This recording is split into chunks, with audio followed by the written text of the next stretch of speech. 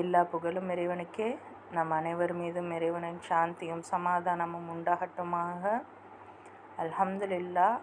இந்த அல் குர்ஆனை தொடர்ந்து நம்ம ஓதிட்டு வரோம். அதனுடைய அர்த்தங்களை இன்றைக்கி காலகட்டத்துக்கு நம்ம புரிஞ்சுக்கிட்டு வரோம் இறைவனுடைய அருளால்.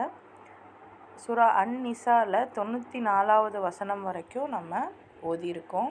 அதில் நிறைய விஷயங்கள், நிறைய சட்டத்திட்டங்கள், பெண்களுக்கு என்னெல்லாம் தேவையோ அதையெல்லாம் இறைவன் சொல்லி கொடுத்துக்கிட்டே வந்துட்டுருக்கான். அல்ஹம்துலில்லா. இன்னும் நம்ம நிறைய விஷயங்களை கற்றுக்கிடுவோம். நேற்று வரைக்கும் 94வது வசனத்தில் என்ன பார்த்துருந்தோம் அப்படின்னா, இறைவன் இறை நம்பிக்கையாளர்களை கூப்பிட்டு சில வார்த்தைகள் சொல்கிறான். என்ன அப்படின்னா, நீங்கள் இறைவனோட வழியில் புறப்படுறீங்க அப்படின்னா யார் நண்பன், யார் பகைவன், யார் நமக்கு உதவி செய்வான், யார் நமக்கு உபத்திரவம் செய்வான், இதை தெளிவாக பிரித்து பார்க்க தெரிஞ்சுக்கோங்க. உங்களுக்கு யாராவது சலாம், அதாவது நல்ல செய்தி சொன்னாலோ அல்லது நல்லது சொன்னாலோ நீங்கள் என்ன பண்ணுங்கள், அவங்கள பார்த்து நீ இறை நம்பிக்கை கொண்டவன் இல்லை. இன்றைக்கி நம்ம சொல்கிறோம் இல்லையா, நல்லது தான் பண்ணுவாங்க, நல்லதே பேசுவாங்க, ஆனால் அவங்கள நீ முஸ்லீம் இல்லையே, நீங்கள் காஃபிரே அப்படின்னு சொல்லுவோம். சுப்ஹான் அல்லாஹ், எவ்வளோ பெரிய வார்த்தை! அல்லாஹ் அதுதான் சொல்கிறான். அவங்க உங்களுக்கு நல்ல வார்த்தைகள் சொன்னால் நீங்கள் அவங்கள நீ இறை நம்பிக்கை கொண்டவன் இல்லை அப்படின்னு சொல்லாதீங்க. இறை நம்பிக்கை கொண்டவன் இல்லைன்னா முஸ்லீம் இல்லை அப்படின்னு நீங்கள் சொல்லாதீங்க. இது முஸ்லீம் அப்படிங்கிறது ஒரு அரபி வார்த்தை, அவ்வளோதான். எல்லாரும் இங்கே இருக்கிற நிறைய சகோதரர்கள், மாற்று மத சகோதரர்களும் கூட இறை நம்பிக்கை கொண்டவர்களாகத்தான் இருக்காங்க. பொட்டு வைக்கிறதும் மற்ற விஷயங்களும் இறைவனை எந்த வகையிலையும் பாதிக்காது. ஆனால் இறைவனுக்கு பதிலாக வேறு யாரையாவது ஆட்சியாளராகவோ வேறு யார் சொன்னாலும் நான் கேட்பேன். இறைவன்றதை தாண்டி இயற்கை அப்படிங்கிறதுல சிலர் இருப்பாங்க. ஸோ இயற்கையும் இறைவனோட விதி தானே, அதை ஃபாலோ பண்ணுறவங்க கூட இறை நம்பிக்கையாளர் தான். ஆனால் இன்றைக்கி சயின்ஸு அப்படின்னு ஃபாலோ பண்ணுறவங்க இறைவனுக்கு முற்றிலும் அப்படியே ஆப்போசிட்டாக ஆர்டிஃபிஷியலு அப்படிங்கிறத ஃபாலோ பண்ணுறவங்க முஸ்லீமாக இருந்தாலும் அவங்க இறைவனை நம்பிக்கை கொண்டிருக்காங்களான்னு அவங்களுக்கும் இறைவனுக்கும் தான் தெரியும். ஸோ இந்த மாதிரி நீங்கள் போகிற வழியில் யாராவது உங்களுக்கு சலாம் சொன்னாலும் நீங்கள் அவங்கள முஸ்லீம் இல்லைன்னு நீங்கள் சொல்லாதீங்க. அதே மாதிரி இங்கே உள்ள வாழ்க்கை, இந்த உலக வாழ்க்கைக்கு பொருள் வேணுங்கிறதுக்காக அவங்கள நீங்கள் என்ன அவங்கள நீங்கள் அப்படி சொல்லாதீங்க. ஏன்னா இதை விட ரொம்ப பெரிய செல்வங்களெல்லாம் இறைவன்கிட்ட இருக்குது. நீங்களும் இதே நிலையில் தான் முன்னாடி இருந்தீங்கிறத மறந்துடாதீங்க. பிறகு அல்லாஹ் உங்களுக்கு பேருதவி புரிந்தான். எனவே நீங்கள் தெளிவாக புரிந்து செயல்படுங்கள். நீங்கள் செய்கின்றவற்றை அல்லாஹ் திண்ணமாக தெரிந்திருக்கிறான். ஸோ இன்றைக்கி நம்ம அல்லாஹ் அப்படிங்கிறத முழுசாக புரிஞ்சு நம்ம இருக்கோம். பட் அவங்க அல்லாஹ்னு சொல்லலை, மற்றபடி அவங்களும் இறைவனை நினைக்கிறாங்க, இறைவனுக்கு மாறு செய்யக்கூடாதுன்னு மற்ற மனுஷங்களாக பார்க்குறாங்க. அப்படின்னா நம்ம அதுக்கு உரித்தான் நம்ம இருக்கணும். அதைத்தான் இறைவன் சொல்கிறான், இங்கே உள்ள செல்வங்களுக்காக நீங்கள் அதை மாற்றிடாதீங்க. அவங்கள நீங்கள் இறை நம்பிக்கை கொள்ளலைன்னு சொல்லாதீங்க அப்படிங்கிறான். இதை நம்ம இன்றைக்கி காலகட்டத்துக்கு சிந்திக்கணும். அன்னைக்கு குர்ஆன் இறங்கும்போது ஏற்பட்டது ஒரு போரின் நிலையில் போரில் ஈடுபடக்கூடிய அந்த போராளிகளுக்கு, சஹாபாக்களுக்கு இறைவன் விடுத்த கட்டளைகள் இதெல்லாம். ஸோ இன்றைக்கி இறைவன் என்னென்ன விஷயங்கள்லாம் நமக்கு சொல்லித்தரான் அப்படிங்கிறத பார்ப்போம். 95வது வசனத்தில் பிஸ்மில்லாஹிர் ரஹ்மானிர் ரஹீம். ரப்பி ஜித்னி இல்மா லா யஸ்தவில் காயிதூன மினல் முஃமினீன கைரு உலிஸ்ஸரரி வல் முஜாஹிதூன ஃபீ சபீலில்லாஹி பி அம்வாலிஹிம் வ அன்ஃபுஸிஹிம் ஃபத்தலல்லாஹுல் முஜாஹிதீன பி அம்வாலிஹிம் வ அன்ஃபுஸிஹிம் அலல் காயிதீன தரஜா வ குல்லம் வஅதல்லாஹுல் ஹுஸ்னா வ ஃபத்தலல்லாஹுல் முஜாஹிதீன அலல் காயிதீன அஜ்ரன் அஸீமா.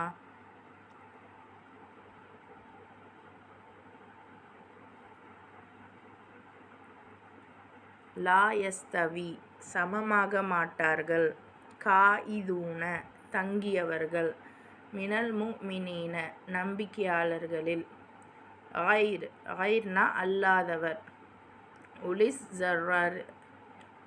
ஜரர் அப்படின்னா குறையுடையோர், வல் முஜாஹிதூன் அப்படின்னா போரிடுபவர்கள், ஃபீ சபீலில்லாஹி அல்லாஹுடைய பாதையில், பி அம்வாலிஹிம் தங்கள் செல்வங்களை கொண்டு, வ அன்ஃபுசிஹிம் இன்னும் தங்கள் உயிர்களை கொண்டு, ஃபஸ்ஸலல்லாஹு இன்னும் மேன்மையாக்கினான் அல்லாஹ், முஜாஹிதீன பி அம்வாலிஹிம் வ அன்ஃபுசிஹிம் யார் தங்களுடைய செல்வங்களை கொண்டும் உயிர்களை கொண்டும் போரிடுறாங்களோ அவங்கள அல்லாஹ் மேன்மையாக்குறான். அலல் காயிதீன தரஜத்தன் வகுல்லன் தங்கியவர்கள் பதவியால் எல்லாருக்கும், வஅத்த வாக்களித்துள்ளான் அல்லாஹ், ஹுஸ்னா சொர்க்கத்தை, வஃபஸ்ஸல இன்னும் மேன்மையாக்கினான் அல்லாஹ், முஜாஹிதீன அலா காயிதீன அஜ்ரன் அசீமா வீட்டில் தங்கியிருந்தவங்களை விட இந்த போராளிகளை தான் அல்லாஹ் மேன்மையாக்கியிருக்கான் அப்படின்னு சொல்கிறாங்க. அதாவது இந்த ஆயத்து பாருங்கள், இறை நம்பிக்கையாளர்களில் யார் தக்க காரணம் எதுவும் இல்லாமல் ஜிஹாத்தில் அறப்போரில் கலந்துக்காமல் தங்கி இருக்காங்களோ அவங்களும், யார் தங்களுடைய உயிராலும் பொருளாலும் அல்லாவின் வழியில் ஜிஹாத் செய்கிறார்களோ அவர்களும் சமமாக மாட்டாங்க. அப்போ ஜிஹாத்னா நம்ம அல்லாஹ்வுடைய வழியில் சண்டை போடணும் அப்படின்னா அல்லாஹ் ஆல்ரெடி சொல்லிட்டான்ல, இந்த ஒடுக்கப்பட்ட சமுதாயத்தில் மக்கள் என்கிட்ட பிரார்த்தனை செய்கிறாங்க, இந்த இந்த அடக்குமுறையிலேருந்து என்னை பாதுகாத்து கொடுங்க அப்படின்னு, அவங்கள்ட்ட போய் நீங்கள் சண்டை போடுங்க, அவங்கள காப்பாற்றுங்கன்னு தானே அல்லாஹ் சொல்கிறான். அதுதானே ஜிஹாத்து. அப்போது ஜிஹாதுன்னா நீங்கள் இந்த வசனங்கள்லேருந்தே நீங்கள் புரிஞ்சுக்கிடலாம். தனியாக ரேண்டமாக பார்த்தோன்னா ஜிஹாதுங்கிறது நமக்கு இன்றைக்கி ஒரு ஒரு ஒரு பயங்கரவாதத்தனமாக காண்பிக்கப்படுது. உண்மையிலே ஜிஹாதுனா என்னென்னா, ஒருத்தவங்க கஷ்டப்படுறாங்க, அந்த இடத்துல போய் போராட்டம் நடத்துகிறோம் இல்லையா, இந்த ஊர் மக்கள் எங்களை நீங்கள் வாழ விட மாட்டீங்கன்னு சொல்லிட்டு போராட்டம் பண்ணுறாங்க இல்லையா, இப்போ நம்ம பக்கத்து தெருவில் பண்ணுவாங்க, பக்கத்து ஊரில் பண்ணுவாங்க. ஸோ அந்த மாதிரி அவங்க போராடிக்கிட்டு இருக்கும்போது நம்மளும் அவங்களோட போய் ஏதாவது செஞ்சுருக்கோமா, அதுவும் அறப்போர் தான். ஆனால் அவங்க எதுக்கு போராடுறாங்கன்னு இருக்குது, என்ன பண்ணுறாங்கன்னு இருக்குது. சிலர்லாம் ஒரு என்ன சொல்கிறது, இறைவனுக்கு மாறான விஷயத்தில் போராடுவாங்க. லைக் இன்றைக்கி நமக்கு ரொம்ப மனசுக்கு நோவினை தரக்கூடிய இந்த எல்ஜிபிடிக்யூவாக இருக்கட்டும், இந்த வானவியல் விஷயமாக இருக்கட்டும், இன்னும் பார்த்திங்கன்னா இந்த ஃபெமினிசம்னா இருக்கட்டும், இன்னும் சம்மந்தமே இல்லாமல் ஆல்ரெடி அவங்க ஒரு 50,000 60,000 சம்பளம் வாங்குவாங்க, அது பத்தலைன்னு சொல்லிட்டு போராட்டம் பண்ணக்கூடியவங்களாக இருக்கட்டும், இவங்களெல்லாம் நான் சொல்லலை.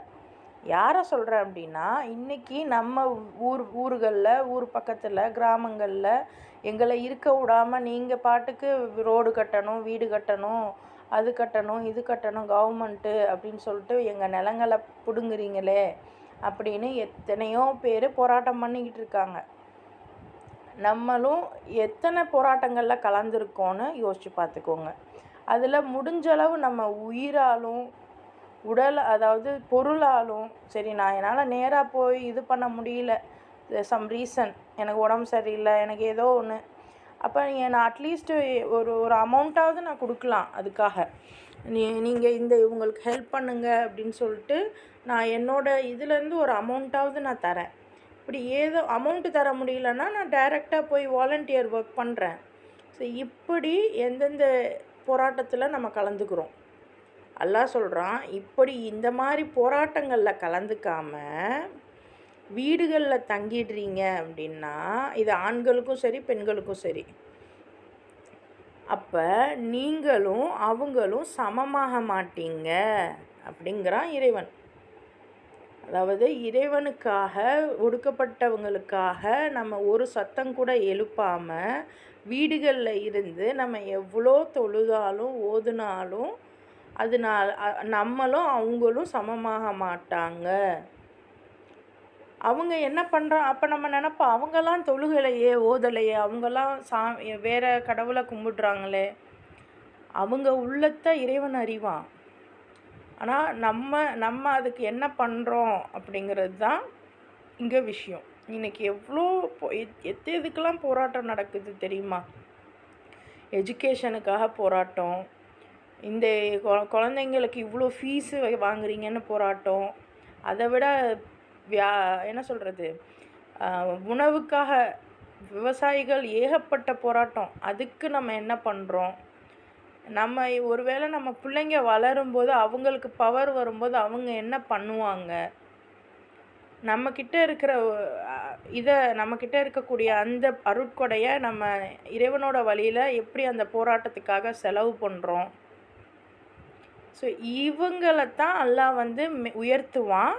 இவங்க அல்லாது வீடுகளில் தங்கியிருக்கிறவங்கள இறைவன் சமமாக கருத மாட்டான் அப்படின்னு சொல்லிட்டாங்க.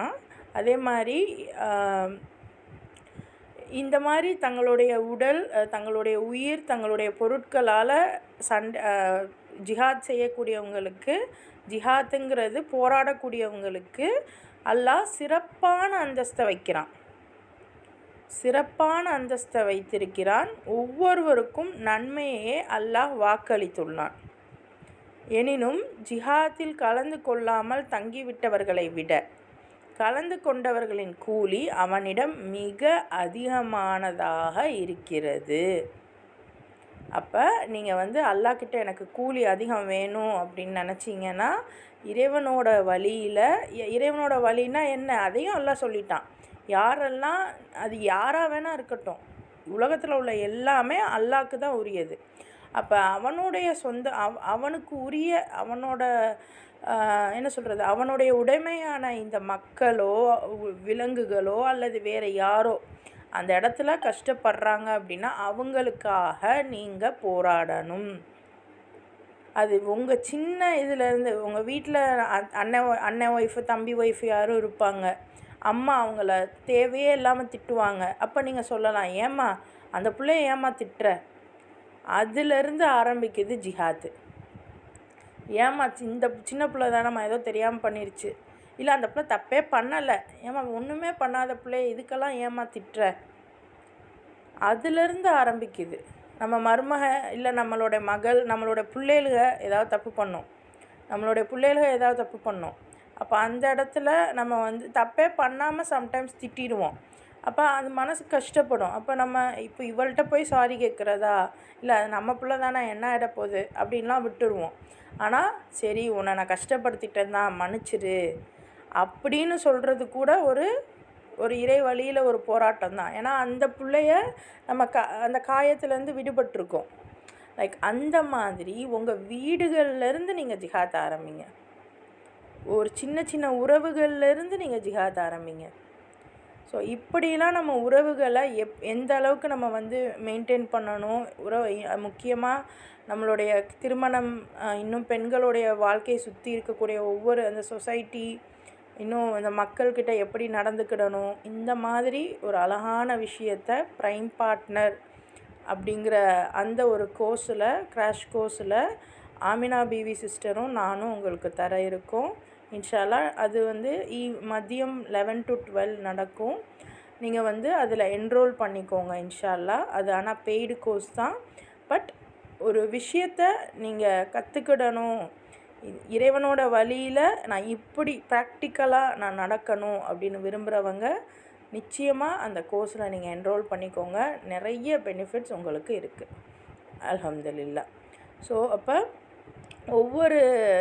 ஒவ்வொரு மனிதனும் எப்போ அல்லாஹ் வேறுபடுத்தி காமிக்கிறான், மற்றவங்களுக்காக நம்ம போராடுறது, முக்கியமாக நம்ம செல்வத்தாலையும் உடலாலையும் உயிராலையும் போராடுறது வீடுகளில் சும்மா இருக்கிறத விட, வீடுகளில் தங்கி இருக்கிறத விட கூலி அதிகம் அப்படின்னு இறைவன் சொல்கிறான். அடுத்த ஆயத்து பாருங்கள். தரஜாத்திம் மின்ஹு வ மக்ஃபிரத்தன் வ ரஹ்ம வ கான அல்லாஹு கஃபூரர் ரஹீமா. அவர்களுக்கு அல்லாவிடம் மிக உயர்ந்த பதவிகளும் மன்னிப்பும் பேரருளும் இருக்கின்றன. மேலும் அல்லாஹ் மன்னிப்பு வழங்குபவனும் அருள் இரக்கம் உடையவனுமாய் இருக்கிறான். நம்ம ஆரம்பத்துலேருந்து இந்த ரஹீம் வந்தாவே கவனமாக ஆயிடணும்னு சொல்லிக்கிட்டே வரோம். ஏன்? ரஹீம்னா அல்லாவுடைய லவ்னு அர்த்தம். அல்லாஹ் அதாவது ரஹ்மானுக்கும் ரஹீமுக்கும் நம்ம ஒரு வித்தியாசம் சொல்லியிருந்தோம். என்னன்னா, ரஹ்மான் அப்படின்னா கொடையாளன். இப்போ நமக்கு யாருக்காவது நம்ம வந்து தர்மம் பண்ணுறோம், யாராவது நம்மக்கிட்ட வந்து கேட்குறாங்க அப்படின்னா நம்ம அதை கொடுத்தே ஆகும். மனுஷங்க நம்மளே கொடுக்குறோன்னா இறைவன் கொடுக்க மாட்டானா? அவன் கேட்குறவங்க கேட்காதவங்க எல்லாருக்குமே அவனுடைய ரஹ்மத் இருக்கும். ஆனால் அவனுடைய ரஹீம் அப்படிங்கிறது அவனோட பர்சனல் லவ். இப்போ நம்ம மனசுக்கு பிடிச்சவங்களுக்கு தானே அவங்க கேட்காமையே அவங்களுக்கு நம்ம நிறைய செய்வோம். இன்னும் ரொம்ப மன நெருக்கத்தோடு செய்வோம் இல்லையா? நம்ம எல்லாம் அல்லாஹ்கிட்ட வந்து அவனுடைய ரஹீமை தான் எதிர்பார்க்குறோம். அவன் சொல்கிறான், எதுக்கு அவனுடைய ரஹீம் கிடைக்கும்னு சொல்கிறான்? இந்த மாதிரி பதவிகள், உயர்ந்த பதவிகள் எப்போ நம்ம மற்றவங்களுக்காக போராடி நம்ம உடலாலையும் உயிராலையும் செல்வத்தாலையும் மற்றவங்களுக்காக போராடும்போது கிடைக்கக்கூடிய அந்த உயர்ந்த பதவிகள் தான் இறைவனுக்கிட்ட மன்னிப்பும் பேரருளும் கிடைக்கும். அப்போ தான் அல்லாஹ் நமக்கு மன்னிப்பை வழங்குவான். அப்போ தான் அவனுடைய லவ் நமக்கு கிடைக்கும். மாஷா அல்லாஹ். இறைவன் உங்களுக்கும் எனக்கும் இறைவனுடைய இந்த அருளும் இந்த மன்னிப்பும் இந்த ரஹீமும் கிடைக்கிறதுக்கு நம்ம வந்து நியத்து வைப்போம். இறைவன் கண்டிப்பாக நமக்கும் இந்த ஒரு பாக்கியத்தை தரணும். அடுத்த ஆயத்து பாருங்கள். இன்னல்லதீன தவஃபாஹுமுல் மலாயிகத்து ஸாலிமீ அன்ஃபுஸிஹிம் காலூ ஃபீம குன்தும் காலூ குன்னா முஸ்தஸ்அஃபீன ஃபில் அர்ஸ் காலூ அலம் தகுன் அர்துல்லாஹி வாசிஅத்தன் ஃபதுஹாஜிரு ஃபீஹா ஃபஉலாயிக மஅவாஹும் ஜஹன்னம் வஸாஅத் மஸீரா. தமக்கு தாமே அநீதி இழைத்து கொண்டிருந்தவர்களின் உயிர்களை வானவர்கள் கைப்பற்றும் போது அவர்களிடம் நீங்கள் என் நிலையில் இருந்தீர்கள் என வினவுவார்கள். அதற்கு அவர்கள் பூமியில் நாங்கள் பலவீனர்களாயிருந்தோம் என பதிலளிப்பார்கள். அல்லாவின் பூமி விசாலமானதாய் இருக்கவில்லையா? அதில் நீங்கள் நாட்டை துறந்து ஹிஜ்ரத் சென்றிருக்க வேண்டாமா என வானவர்கள் வினவுவார்கள். இவர்களுக்குரிய இருப்பிடம் நரகம்தான், மேலும் அது மிக கொடிய இருப்பிடமாகும். சுப்ஹான் அல்லாஹ். அல்லாஹ் சொல்கிறான், நீங்கள் இந்த மாதிரி விஷயத்துக்கு நீங்கள் சண்டைக்கு போயிருக்கணும். நீங்கள் ஏன் சண்டைக்கு போகலைன்னு அல்லாஹ் கேட்பானா? அப்போ நீங்கள் சொல்லுவீங்க, ஏன் நீங்கள் போகலைன்னு அப்போ கேட்பானா? அப்போ நம்ம சொல்லுவோமா, நாங்கள் வந்து பலகீனமாக இருந்தோம், எங்களால் சண்டைக்கெலாம் போக முடியல அப்படின்னு சொல்லுவோமா? அப்போ அந்த வானவர்கள் சொல்லுவாங்களாம், பூமி வந்து ரொம்ப விசாலமானதாக இல்லையா? நீங்கள் அட்லீஸ்ட் அந்த இடத்த விட்டாவது நீங்கள் நகர்ந்து போயிருக்கணும்ல, ஏன் அங்கேயே இருந்தீங்க அப்படின்னு கேட்பாங்களாம். ஸோ இன்றைக்கி நம்ம வீடுகளில் சொல்லலாம், எங்கள் அம்மா என்ன சொன்னோம், எங்கள் அம்மா தானே வீட்டில் பெரியவங்க, அவங்க சொல்லும்போது நான் எதிர்த்து பேச முடியல, அதனால தான் தம்பி பொண்டாட்டியை திட்டும்போது நான் சும்மா இருந்துட்டேன். என் மனைவியை எங்கள் அம்மா திட்டும்போது என்னால் ஒன்றும் செய்ய முடியலை, எங்கள் அம்மா தானே பலமானவங்க, அதனால் நான் சும்மா இருந்துட்டேன். கண்ணுக்கு முன்னாடி தப்பான ஒரு விஷயம் நடக்குது, அப்போ நம்ம சும்மா இருந்துடுறோம் அப்படின்னா அட்லீஸ்ட் நீங்கள் வந்து இந்த விஷயங்கள்லாம் நீங்கள் வந்து அந்த இடத்த விட்டு வெளியேறிடணும் அப்படின்னா திருப்பி அந்த இடத்துக்கு போகக்கூடாது. அது நம்ம செய்வோமா? பாருங்கள், பூமி விசாலமானதா இல்லையா? நீங்கள் நாட்டை துறந்து இந்த இடத்துல உங்களுக்கு பிரச்சனை இருக்குது அப்படின்னா நீங்கள் முதல்ல சண்டை போடணும். சண்டை போடும்போதும் நீங்கள் தோத்துடுறீங்க, இல்லை ஏதோ உங்களால் முடியலை அப்படின்னா அட்லீஸ்ட் அந்த ஊரை விட்டாவது நீங்கள் போகணும். போயிட்டீங்கன்னா திருப்பி அந்த ஊருக்கு நீங்கள் வரக்கூடாது. நபி ஸல்லல்லாஹு அலைஹி வஸல்லம் ஹிஜ்ரத் பண்ணாங்களே, திருப்பியும் அங்கே போகலை. மக்காவை வெற்றி கொண்டாங்க. ஆனால் மக்காவில் போய் அவங்க வாழலை, மதீனால தான் இருந்தாங்க. மக்காவில் அவங்களுடைய சொத்து, அவங்களுடைய எல்லா இதுவும் விட்டுட்டு போனது தான். அதுக்கப்புறம் அதை அவங்க எடுக்கவே இல்லை. ஸோ அந்த மாதிரி நீங்கள் உங்களுக்கு போர் செய்ய உங்களால் முடியலைன்றீங்களே, அப்போ முடியலைன்னா நீங்கள் இந்த பூமி எவ்வளோ விசாலமாக இருந்துச்சு, நீங்கள் நாட்டை திறந்து நீங்கள் போயிருக்கக்கூடாதா அப்படின்னு இந்த வானவர்கள் கேட்பாங்களாம். ஸோ நீங்கள் அப்படி போகலைன்னா உங்களுடைய சுயநலத்துக்காகத்தானே இருந்தீங்க, நரகம்தான் உங்களுக்கு, அது ரொம்ப கொடிய இருப்பிடம் அப்படின்னு சொல்கிறான். அடுத்த ஆயத்து பாருங்கள். இல்லல் முஸ்தஸ்அஃபீன மினர் ரிஜாலி வன் நிசாஇ வல் வில்தானி லா யஸ்ததீஊன ஹீலதன் வலா யஹ்ததூன சபீலா. அல்லாஹ் ஒரு தலைபட்சமாக மட்டுமே பார்க்க மாட்டான். பாருங்கள், அடுத்த ஆயத்தில் பாருங்கள். ஆனால் எவ்வித உபாயத்தையும் மேற்கொள்ள முடியாமல், எந்த வழிவகையும் பெறாமல் உண்மையிலேயே இயலாதவர்களாக இருக்கும் ஆண்கள், பெண்கள் மற்றும் குழந்தைகளை தவிர. அதாவது உண்மையிலேயே அவங்க இப்போ இதுலேருந்து நமக்கு புரியுது, ஆண்களுக்கு மேஜர் ஒர்க் இருக்குதுங்க அங்கே, ரைட்? இப்போ அதுலேயும் சிலருக்கு பொருளாதார ரீதியாகவும் முடியாது, உடல் ரீதியாகவும் அவங்க ஏதோ முடமாக இருக்கலாம், ஏதோ உடம்பு சரியில்லாமல் இருக்கலாம், ஏதோ ஒரு ரீசன் இருக்கும். ஸோ அப்படி இருக்காங்க. இல்லைனா பெண்கள் அந்த அளவுக்கு எங்களுக்கு சண்டை இதெல்லாம் தெரியாது, அண்டு நான் ஹிஜ்ரத் பண்ணி என்னோடய கணவரோட உதவி இல்லாமல் நான் எப்படி ஹிஜ்ரத் பண்ண முடியும்? அவர் தானே டெசிஷன் மேக்கர், நான் இல்லைல்ல. ஸோ அந்த இடத்துல பெண்களுக்கு ஒன்றும் பண்ண முடியாது. ஸோ அந்த மாதிரி முடியாத சிச்சுவேஷன். இன்னும் குழந்தைகள், இது பெரிய பெரிய இடத்துல. ஆனால் ஒரு சின்ன ஃபேமிலி இஷ்யூவில் இது என்னால் முடியலை அப்படின்னு நம்ம இருந்துட்டோம் அப்படின்னா நிச்சயமாக மேலே உள்ள நரகம் நமக்கு கிடைக்கும். ஸோ ஆனால் இது ஒரு சொசைட்டியாக நம்ம சக்திக்கு மீறின விஷயமாக இருக்குது அப்படின்னு நமக்கே தெரியுது அப்படின்னா அந்த இடத்துல இறைவன் அவ்வளோ கொடுமையானவன் இல்லை. நம்ம சக்திக்கு மீறி நம்மளை வேலை வாங்குறதுக்கு மனுஷங்களே சிலர் பாவப்படுவாங்க. ஐயோ, நம்ம வேலைக்காரவங்க தான் இருந்தாலும் இவ்வளோ வேலை கொடுக்குறோமே, அப்படிலாம் கொடுக்கக்கூடாதுன்னு கொடுக்க மாட்டாங்க. பலர் கொடுப்பாங்க, ஆனால் சிலர் ரொம்ப வேலை கொடுக்க மாட்டாங்க. மனுஷங்களே அப்படி இருக்காங்கன்னா நம்மளை படைச்ச இறைவன் எவ்வளோ பார்த்து பண்ணுவான். இப்போ ஒரு வண்டி ஒரு காரே எடுத்திங்கன்னா ஒவ்வொன்றும் ஒவ்வொரு சிசி காருக்கும் எது எவ்வளோ தகுமோ அவ்வளோ பவர் தான் கொடுப்பாங்க. இப்போ ஒவ்வொரு குக்கர் வச்சு இருக்குதுன்னு வைங்களேன், 3 லிட்டரு 5 லிட்டரு 7 லிட்டரு இப்படி குக்கர் இருந்தாலும் 3 லிட்டர் குக்கருக்கு 2 லிட்டர் இல்லை 2 கேஜி ஃபுட்டை தான் நீங்கள் இது பண்ணுவீங்க.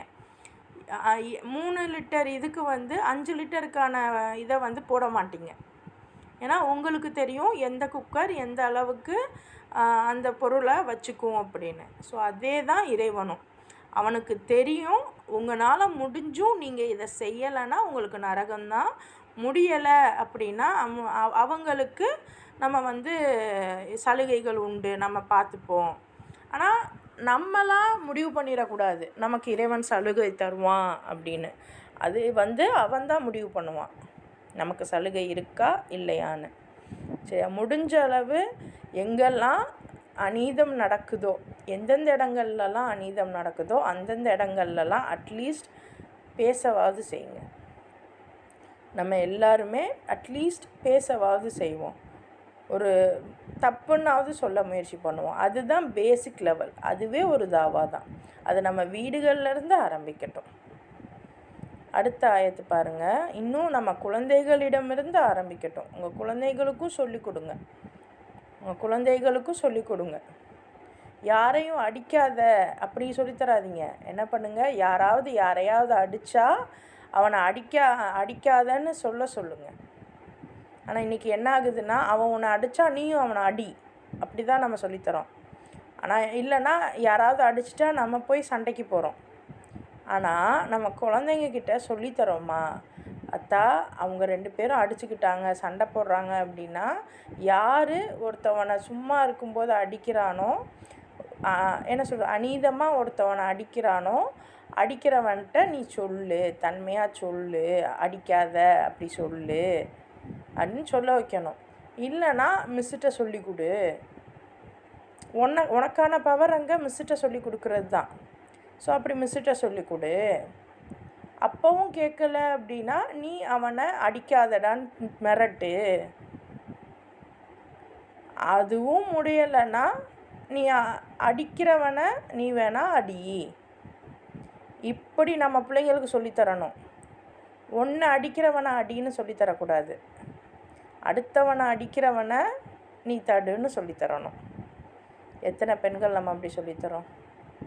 முன்னையாவது பரவாயில்ல, நம்ம சின்ன பிள்ளையாக இருக்கும்போது நம்ம கீழே எதுவும் விழுந்துட்டோம் அப்படின்னா அடிபட்டுருச்சுன்னா தரையை அடி, இல்லை யாரும் பிள்ளைங்களை அடிச்சிட்டாங்க அப்படின்னா ஏம்மா பிள்ளைங்களை அடிச்சிங்க, அடிக்காதீங்கம்மா, இப்படி தான் சொல்லுவோம். ஆனால் இப்போல்லாம் அம்மாமார் என்ன பண்ணிட்டாங்க அப்படின்னா, என் பிள்ளைய அடிச்சிட்டியா அப்படின்னு சண்டைக்கு வர ஆரம்பிச்சிட்டாங்க. இல்லைன்னா உன்னைய யாராவது அடித்தா நீயும் திரும்ப அடி அப்படின்னு சொல்லித்தராங்க. ஆனால் யாரும் இன்னொருத்தவங்களை யாராவது அடித்தா நீ போய் கேளுன்னு சொல்லி தரதில்லை. ஆனால் அல்லாஹ் இப்படி தான் இருக்க சொல்கிறான். குர்ஆனில் கண்ணால் சூரா அன்-நிசால இதெல்லாம் சொல்கிறான். வேறு எந்த ஆயத்துலையும் கூட இதெல்லாம் சொல்லலை. அதாவது வேறு ஆயத்துகள்லையும் இந்த வார்த்தைகள் வரலாம்.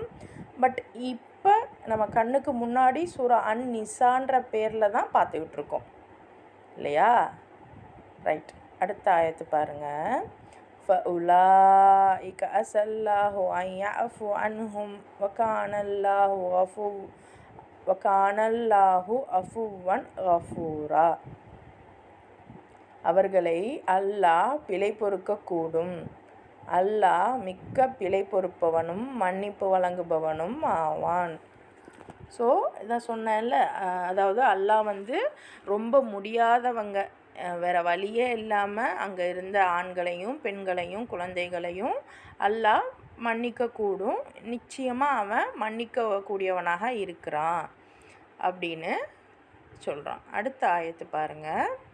وَمَنْ يُهَاجِرْ فِي سَبِيلِ اللَّهِ يَجِدْ فِي الْأَرْضِ مُرَاغَمًا كَثِيرًا وَسَعَةً وَمَنْ يَخْرُجْ مِنْ بَيْتِهِ مُهَاجِرًا إِلَى اللَّهِ وَرَسُولِهِ ثُمَّ يُدْرِكْهُ الْمَوْتُ فَقَدْ وَقَعَ أَجْرُهُ عَلَى اللَّهِ وَكَانَ اللَّهُ غَفُورًا رَحِيمًا.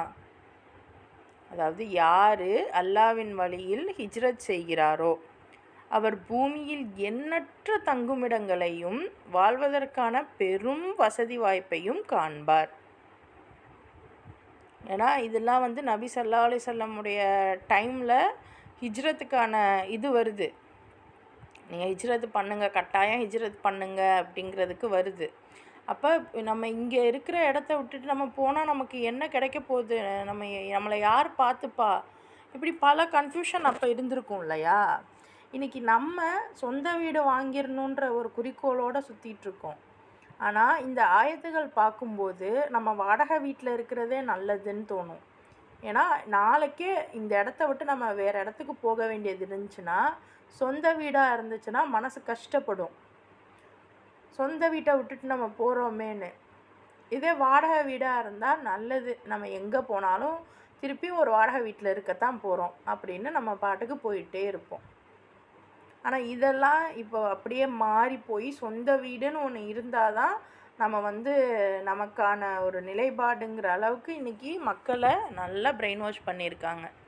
ஆனால் உண்மையிலேயே பெரிய பெரிய பணக்காரர்கள் யாருமே தங்களுக்குன்னு ப்ராப்பர்ட்டிஸ் ரொம்பலாம் வாங்கிக்க மாட்டாங்க. அப்படியே வாங்கினாலும் அதனால் அவங்களுக்கு பலன் இருந்தால் தான் வாங்குவாங்க. நம்மளை மாதிரி வீடுகள்லையும் நகையிலையும் போட மாட்டாங்க. நீங்கள் பெரிய பெரிய ஆட்களுடைய பெரிய பெரிய பணக்காரர்களுடைய பயோகிராஃபிஸ் இருந்தாலும் சரி, மற்ற எதுவாக இருந்தாலும் சரி பாருங்கள், அவங்க ரொம்ப சிம்பிளாக இருப்பாங்க. நம்மளை மாதிரி 100 பவுன் 50 பவுன்லாம் போட மாட்டாங்க. 2 வீடு 3 வீடுலாம் வச்சுக்க மாட்டாங்க. ஹோட்டல்ஸ் வச்சுருப்பாங்க. எதுலேருந்து அவங்களுக்கு காசு வருமோ, அவங்களோட வருமானம் எப்போவுமே வந்துக்கிட்டே இருக்குமோ அதைத்தான் வச்சுருப்பாங்க. இது சொத்துக்கள் பெருசாக வச்சுக்க மாட்டாங்க. நம்ம தான் அது தெரியாமல் நிறைய சொத்துக்கள் வச்சுருக்கோம். இருக்கட்டும். ஸோ அல்லாவோட வழியில் யார் ஹிஜ்ரத் செய்கிறாங்களோ அவங்க பூமியில் நீங்கள் இங்கேருந்து போகிறீங்க அப்படின்னா போகிற இடத்துல இன்னும் சிறப்பாக இருக்கும். உங்களோட தங்குமிடம் ரொம்ப பெரிய வசதி வாய்ப்போடு இருக்கும். மேலும் ஒருவர் அல்லாவின் பக்கமும் அவனுடைய தூதரின் பக்கமும் ஹிஜ்ரத் செய்வதற்காக தன்னுடைய வீட்டை விட்டு வெளியேறிய பிறகு வழியிலேயே அவருக்கு மரணம் ஏற்பட்டு விட்டால் திண்ணமாக அவருக்கு நற்கூலி வழங்குவது அல்லாஹ்வின் பொறுப்பாகி விட்டது. அல்லாஹ் மிகவும் மன்னிப்பு வழங்குபவனாகவும் கருணை பொழிபவனாகவும் இருக்கிறான்.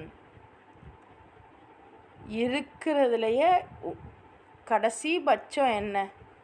மௌத்தா போயிடுவோம்.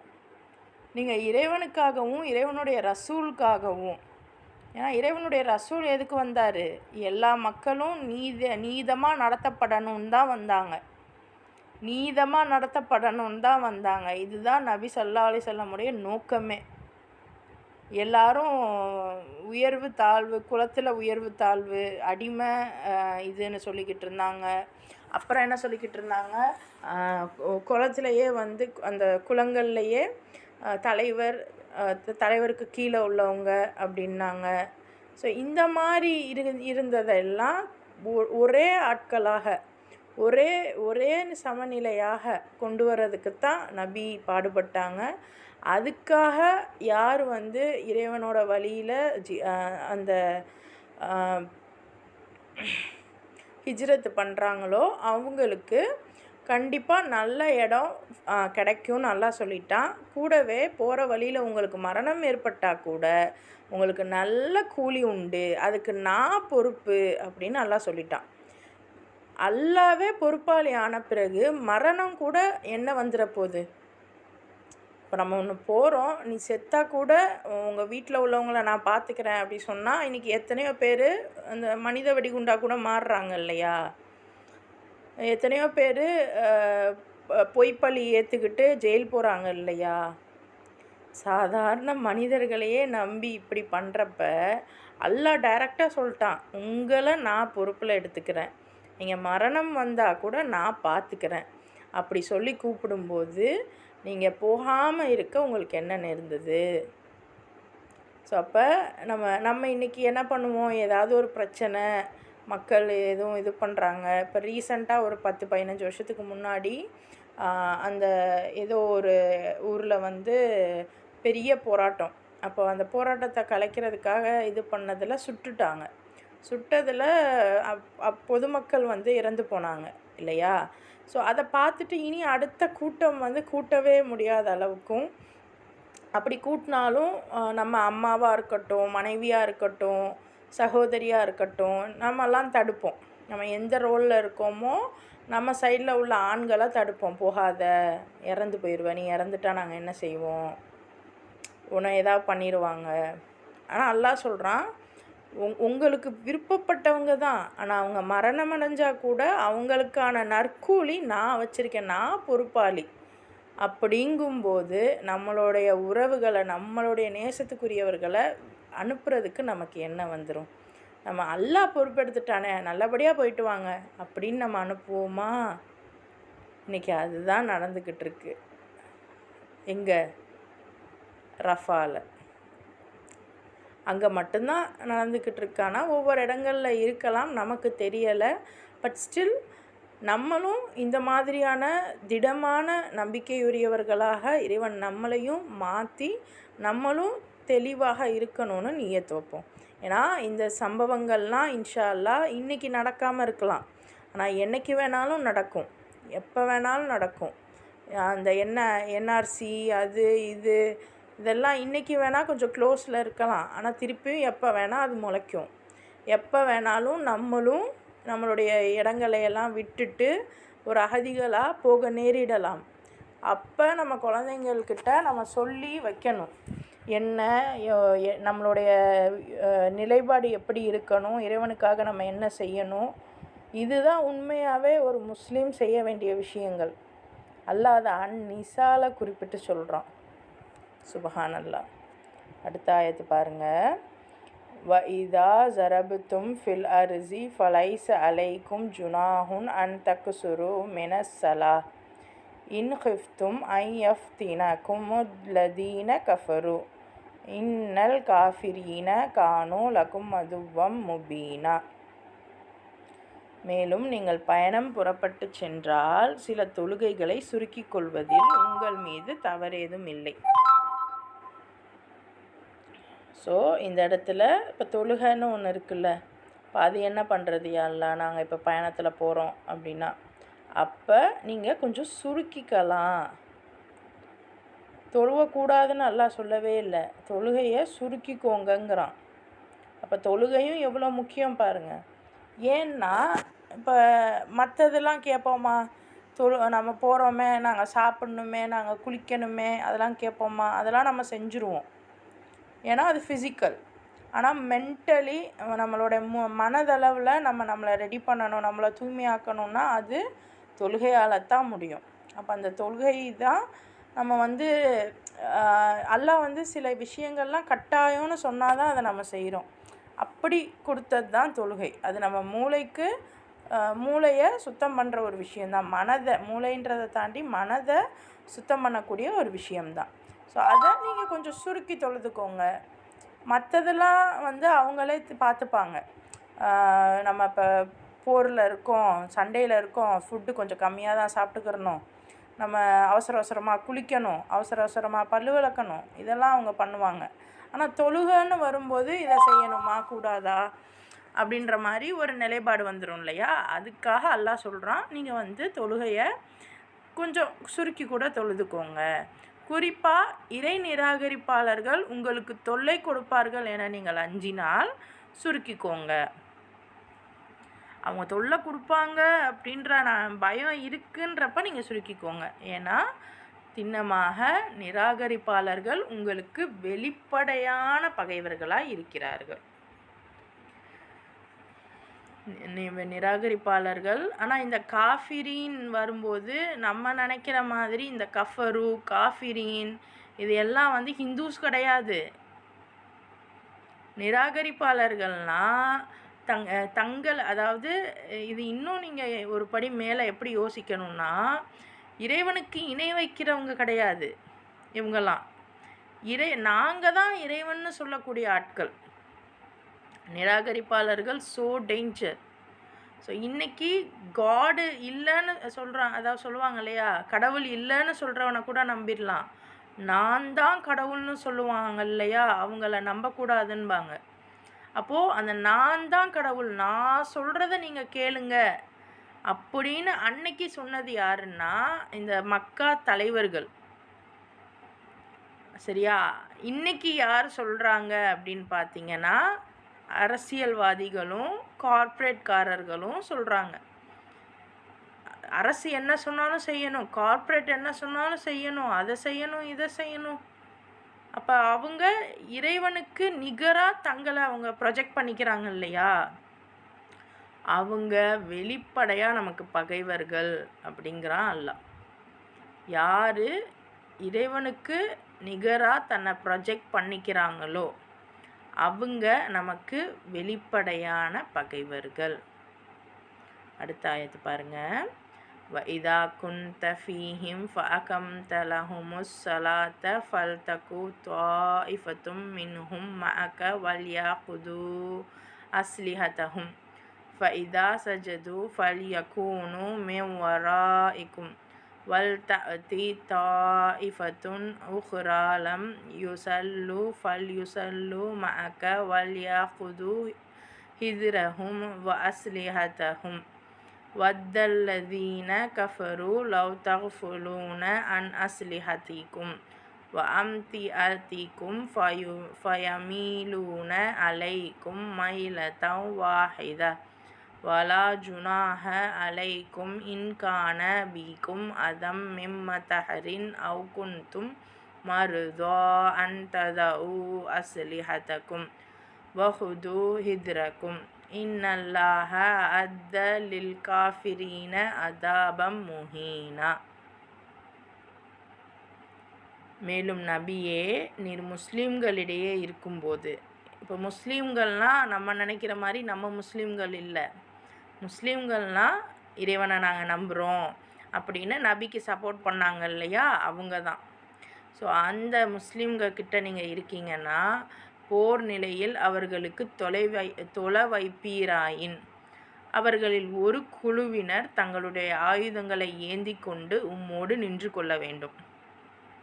பிறகு அவர்கள் சுஜுது செய்து முடித்துவிட்டால் பின்னால் சற்று விலகி சென்று விட வேண்டும். தொழாமல் இருக்கும் மற்றொரு குழுவினர் வந்து உம்மோடு தொழ வேண்டும். அத்துடன் அவர்கள் முன்னெச்சரிக்கையோடு தம் ஆயுதங்களை ஏந்தி கொண்டிருக்க வேண்டும்.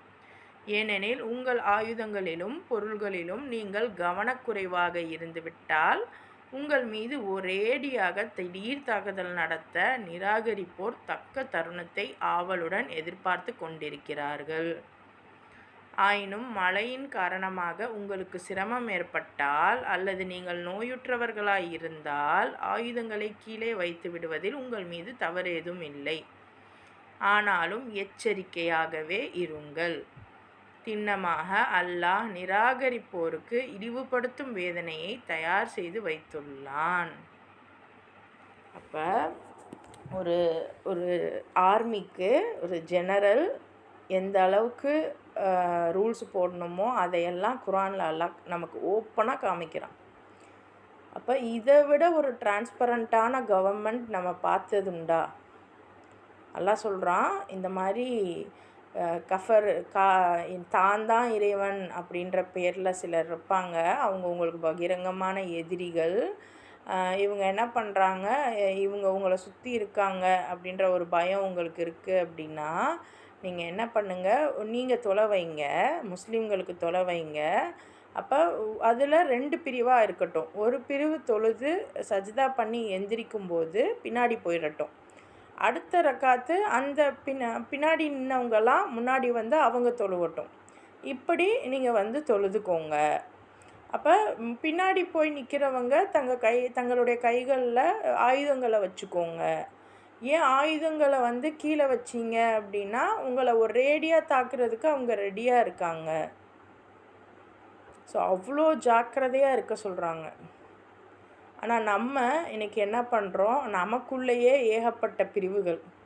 நம்மளை காத்துக்கிறதுக்கு தான், நம்மளை அவங்கக்கிட்டேருந்து காப்பாற்றிக்கிறதுக்கு தான் அல்லாஹ் சொல்கிறான், முதல் வரிசையில் நீங்கள் தொழுவுங்க, உங்கள் பின்னாடி அவங்க தொழுவட்டும்.